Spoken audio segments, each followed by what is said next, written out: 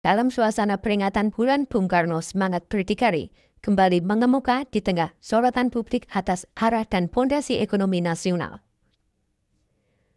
Di tengah gempuran kekuatan asing, dominasi pasar global, serta peran kekuatan baru dunia seperti Tiongkok, pesan Bung Karno kembali menggema. Bangsa yang besar harus berdiri di atas kaki sendiri. Presiden pertama Republik Indonesia itu tidak hanya berbicara dalam retorika, tetapi merumuskan strategi ekonomi yang ia sebut sebagai Jalan Indonesia. Berdiri secara ekonomi, berdaulat secara politik, dan berkepribadian dalam kebudayaan. Kini di tengah kepemimpinan Presiden Prabowo Subianto yang mengagas program makan bergizi gratis, hilirisasi tambang serta kedaulatan pangan dan energi, publik bertanya-tanya, apakah ini momentum kebangkitan kembali semangat berdikari?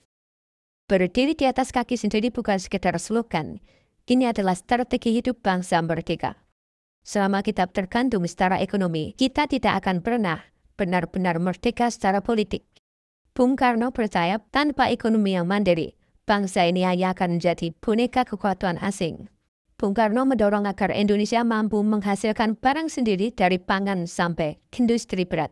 Lebih baik makan gaplek, hasil bumi sendiri, daripada steak, hasil utang luar negeri. Bung Karno menolak logika pembangunan yang menjadikan bangsa ini peminta-minta.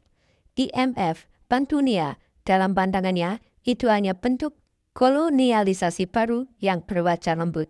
Mereka akan dipacu, tapi tujuannya tetap menguasai. Ekonomi berdikari bukan soal gedung pencakar langit, tapi pemberdayaan rakyat kecil, petani, nelayan, buruh, dan UMKM. Bung Karno sangat menekankan ekonomi gotong royong dan koperasi sebagai pondasi sejati. Dia menggagas industri baja di Krakatau Steel, pesawat terbang, hingga proyek mercusuar. Bukan sekadar proyek, tapi simbol bahwa bangsa ini bisa. Dia percaya anak bangsa harus menguasai sains, teknologi, dan manajemen produksi agar tidak selamanya menjadi konsumen. Konsep berdikari bukan komunisme, tapi juga bukan kapitalisme liar. Dia adalah jalan tengah khas Indonesia dengan asas kekeluargaan dan keberpihakan pada yang kecil. Bung Karno sangat menekankan mentalitas berani, kreatif, dan tidak inferior atau minderwadah.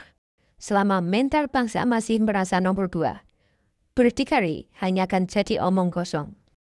Kini semangat itu kembali ditagih. Apakah bangsa ini akan siap benar-benar berdiri di atas kaki sendiri, ataukah akan kembali tergelincir dalam jebakan hutang, ketergantungan impor, dan mental inferior yang diwariskan oleh kolonialisme lama dan baru?